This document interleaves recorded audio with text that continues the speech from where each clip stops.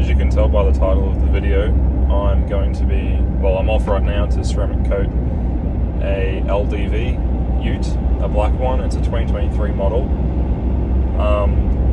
So what I'm going to be doing to it is an interior protection on the leather seats, and then a stage 1 paint correction, and then a 10-year warranted ceramic coating. And it's going to be put on the paint, windows, trim, and the rims.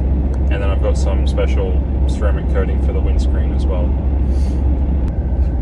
I'll try to get as much footage as I can of all the work I do. I'm not exactly sure of the setup I'll have and whatnot, but I'll know a bit closer.